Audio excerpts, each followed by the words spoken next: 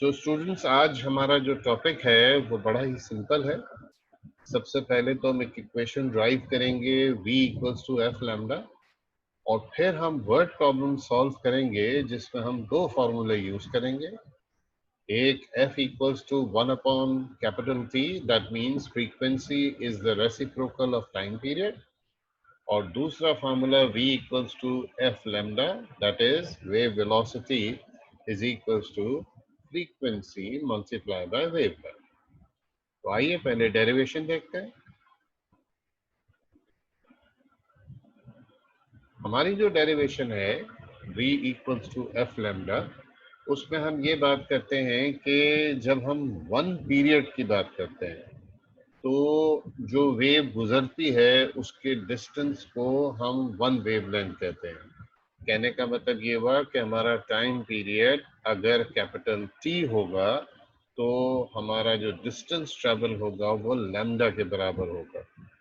इस इंफॉर्मेशन को हम हमारी बेसिक काइनेमेटिक्स की equation speed is equal to distance upon time से कंबाइन करते हैं।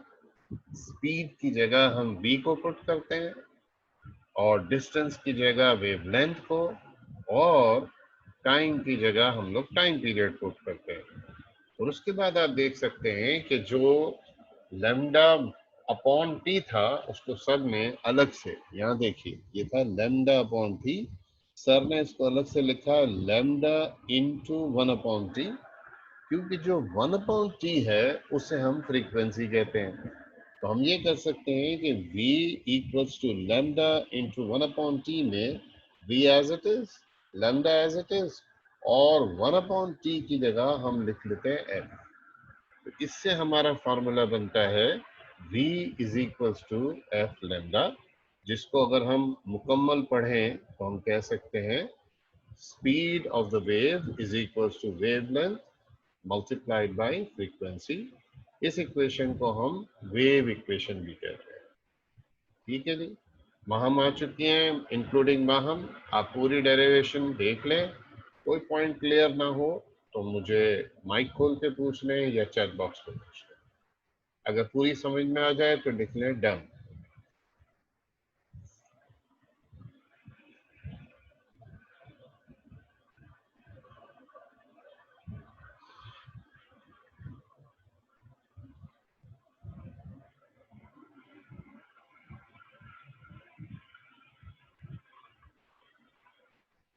जैसे ही आपका क्लियर हो जाए चैट बॉक्स में डन लिखना ना भूलें, जैसे एनजिया ने लिख दिया है। और कोई सवाल हो माहम, आपको कोई सवाल हो तो आप भी पूछ सकती हैं। कोई स्टेप क्लियर ना हो तो बता दें।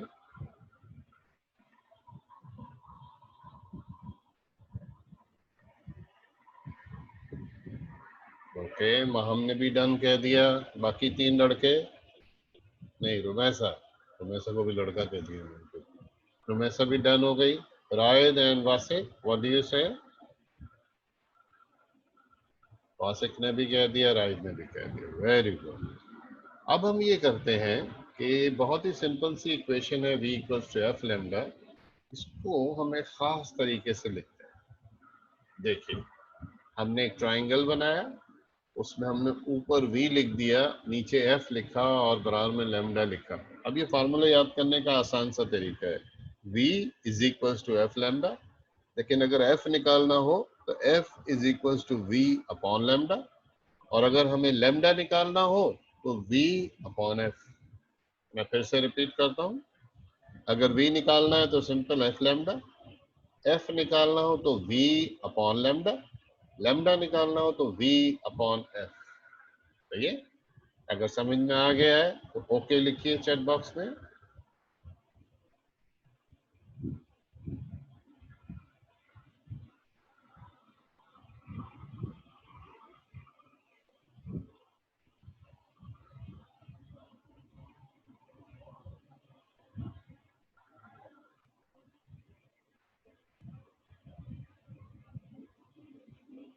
अभी तक दो ओके आए हैं।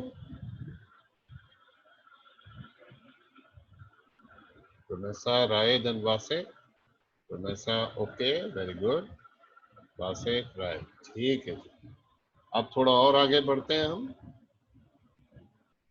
हम अब कुछ न्यूमेरिकल करना चाहते हैं, सिंपल सिंपल से, और कुछ न्यूमेरिकल इंशाल्लाह आपकी प्रैक्टिस के लिए भी रखेंगे।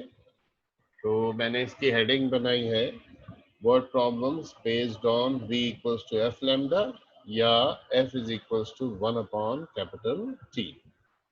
पहला सवाल पढ़िए आप, देखिए क्या कहते हैं वो। The wavelength of a wave is 0.1 nanometre.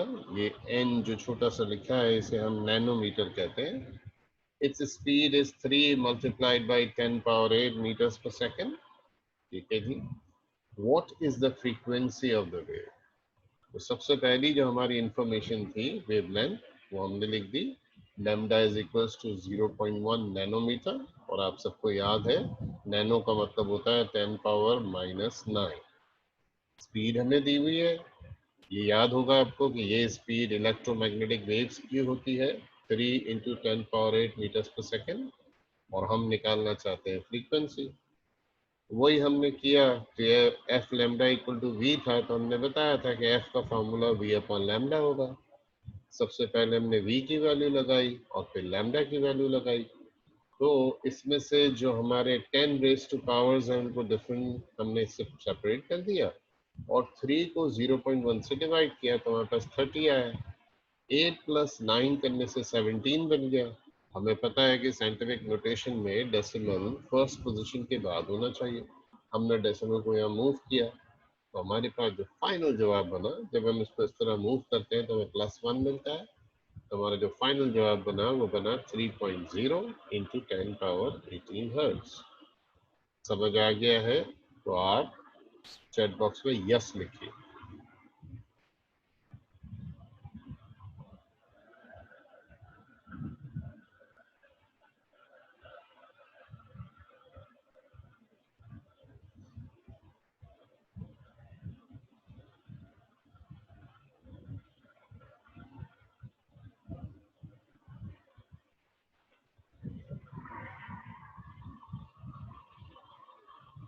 चलिए जी, सबने यस लिख दिया, हम आगे बढ़ रहे हैं। हमारा जो अगला सवाल है एक और न्यूमेरिकल। ठीक है जी। कहता है आपसे अ ट्यूनिंग फॉर्क। जो लोग आजकल स्कूल में चैप्टर नंबर 11 पढ़ रहे हैं उन्हें यकीनन पता है ट्यूनिंग फॉर्क क्या होता है। नहीं हो पता आपको तो मैं एक्सपेक्ट कर रहा हूँ कि आज आप गूगल करके पता करेंगे ये ट्यूनिंग फॉर्क क्या चीज है। Vibrates 256 times each second and produces wave 1.3 meter long. Calculate number A, the period, number B, the velocity। तो फ्रीक्वेंसी हमें दी गई है f की वैल्यू 256 हर्ट्ज, वेवलेंथ हमें लैम्डा दिया हुआ है 1.3 मीटर, टाइम पीरियड हम फाइंड करना चाहते हैं और साथ साथ हम फाइंड करना चाहते हैं वेलोसिटी। तो हमने अभी सीखा था time period is reciprocal of frequency and frequency is reciprocal of time period. हमने 1 अपॉन करके 256 पुट किया, हमने कैलकुलेटर में डिवाइड किया, हमारे पास आया 0.00390 और बहुत सारे नंबर। और हमने इस डेसिमल को यहाँ से इधर मूव किया 3 दफा। जब हम राइट पे आते हैं तो 10 पावर -3 मिल जाता है। जब हमें v निकालना था तो v का फॉर्मूला तो बड़ा सिंपल है, एफ लैम्डा। हमने वैल्यू पुट की 256 इंटू 1.3 और हमारा जवाब आ गया 332.8 मीटर पर सेकेंड। जो लोग हमारा अगला चैप्टर यानी कि 12 स्कूल में पढ़ रहे हैं उन्हें पता होगा ये साउंड की स्पीड है। ठीक है जी। और ये रिजल्ट आ गया। अगर समझ में आ गया है तो चैट बॉक्स में ओके लिखिए, नहीं आया है तो पूछ लीजिए।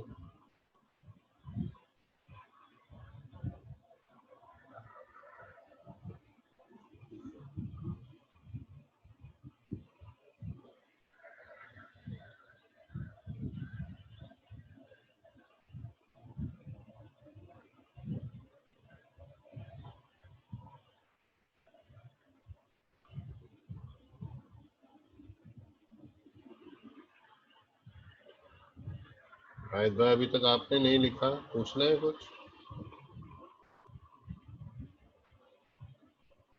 ओ ओके, चलिए अब हम एक और सवाल देखते हैं। सो आपको नजर आ रहा है बड़ा ही सिंपल सा काम है, और मैं एक्सपेक्ट कर रहा हूँ कि आप बहुत जल्दी इसको करके मुझे सेंड कर देंगे। ठीक है, थोड़ा सा टफ है लेकिन वो बुनियादी चीज इसमें वही है। A radio station broadcasts an AM radio wave whose frequency is ये given है, and a FM radio wave। शायद आपको पता हो कि रेडियो स्टेशन से वेरियस किस्म की फ्रीक्वेंसी निकलती हैं। कुछ को हम लोग AM कहते हैं, कुछ को हम FM कहते हैं, कुछ को हम MW कहते हैं, वगैरह वगैरह। With find the distance between adjacent crest। आपको याद है डिस्टेंस बिटवीन एडजेसेंट क्रेस्ट को हम क्या कहते हैं? जरा चैट बॉक्स में लिख के दिखाएं। Distance between adjacent crest in each wave को हम लोग क्या कहते हैं? क्या हमसे पूछ रहे हैं?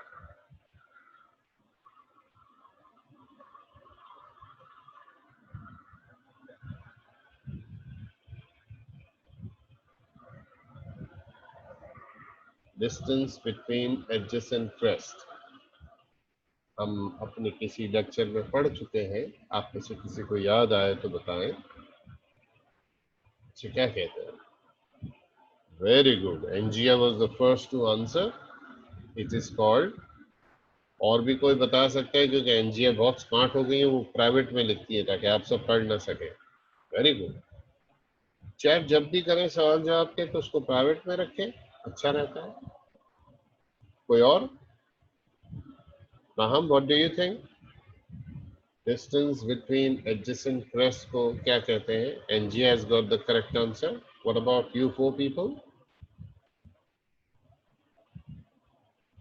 वेरी गुड, रमेशा ने भी सही जवाब दिया, शाबाश। बाकी तीन भी प्राइवेटली बता सकते हैं मुझे? Maham, ride, वासिक। Distance between adjacent crest. Okay, Vasik, you were not close at all। यानी आपको चैप्टर अच्छे से रीड करना चाहिए एक दफा और। ये मेरी पिछली किसी क्लास में रिव्यू भी हुआ है। ओके, पहले मैं बता देता हूँ। ये जवाब एनजिया और रुमेसा ने बिल्कुल सही दिया था। इसे वेवलेंथ कहते हैं। ये क्या कहते हैं? वेवलेंथ। अच्छा, साथ ही साथ इन्होंने हमें स्पीड भी दी है। एएम और एफएम रेडियो वेव्स हैं ये। और रेडियो वेव्स क्योंकि इलेक्ट्रोमैग्नेटिक वेव्स होती हैं, तो उनकी स्पीड अगर सेंटीमीटर में देखते हैं तो 3 × 10⁻10 होता है। और आपको पता है हम जब न्यूमेरिकल करते हैं तो हम सेंटीमीटर को मीटर में ले आते हैं। तो सेंटीमीटर पर सेकंड की जगह मीटर पर सेकंड चेंज करने के लिए सेंटी को रिप्लेस किया 1/100 से। और अगर ये 1/100 है, 2 जीरो यहाँ से कम हो जाएंगे, तो 3 × 10⁸ मीटर्स पर सेकेंड। जो फ्रीक्वेंसी हमें दी गई है, तो मैंने एएम फ्रीक्वेंसी को एफ ए लिखा है। उसकी वैल्यू उन्होंने दी थी 1230 × 10⁻³ हर्ट्ज। एफएम फ्रीक्वेंसी को मैंने एफ एफ लिखा है 91.9 × 10⁻6। और हमें दोनों की वेवलेंथ चाहिए, तो एएम वेवलेंथ के लिए लैम्डा कैपिटल है और एफएम वेवलेंथ के लिए लैम्डा कैपिटल एफ।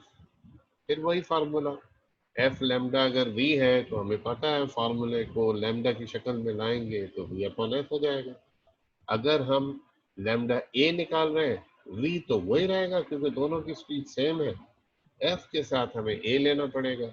वैल्यूज लगाई हमने, सॉल्व किया, सिंप्लीफाई किया, हमारे पास आया 2.4 × 10⁻² मीटर, जिसको हम 240 मीटर भी कह सकते हैं।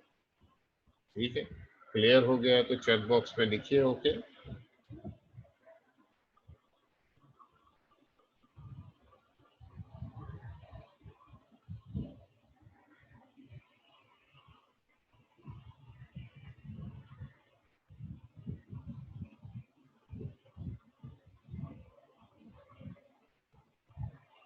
माम और एनजिया ने कह दिया, बाकियों को कुछ पूछना है तो बोलो, वरना ओके लिखो। ओ एंड के, that's all. Rather than Rumesa, what do you say? Rumesa is done, okay, right, bye.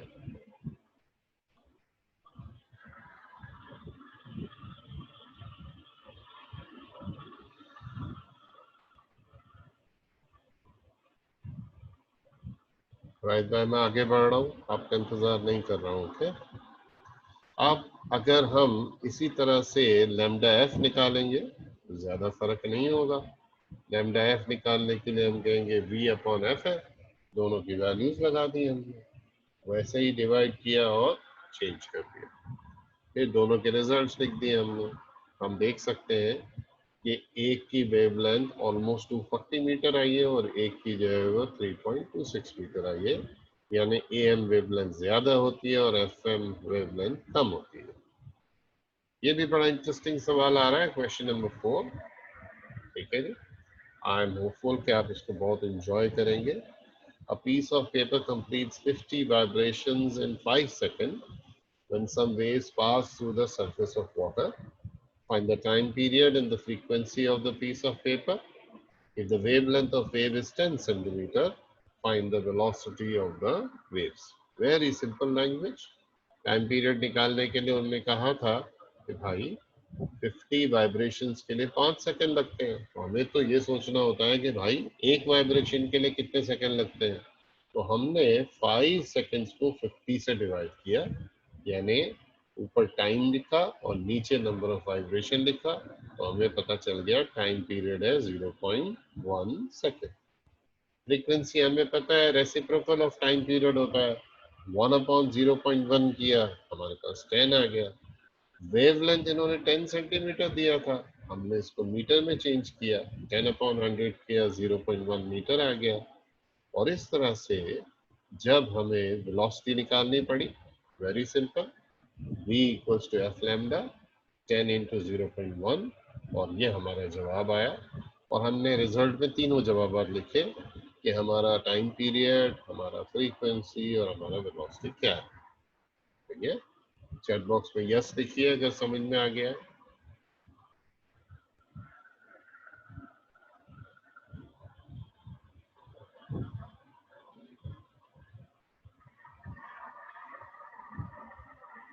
समझ नहीं आया तो माइक खोल के पूछ ले, चैट बॉक्स में पूछ ले। एनजीएन महन ने यस लिख दिया है, बाकी लोग हमेशा वासिक ने लिख दिया है, राइट शायद कहीं, अच्छा आ गए, चलो राइट ने भी लिख दिया। शायद पिछले सवाल का जवाब क्लियर नहीं लिखा था आपने। अब हम अगला सवाल देख रहे हैं, इसको मैंने नाम दिया है क्लास एक्टिविटी, अगर आप देख सकें। ठीक है, तो इसका तरीका आपको याद है, आपको सवाल पढ़ना है और उस सवाल को सॉल्व करना है, तस्वीर खींचनी है और मुझे भेजना है व्हाट्सएप के थ्रू, और ये नीचे असाइनमेंट भी आपके लिए मौजूद है। तो ये सवाल स्क्रीन पर रखता हूँ, जल्द से जल्द कीजिए और मुझे व्हाट्सएप पे भेजिए। Thank you.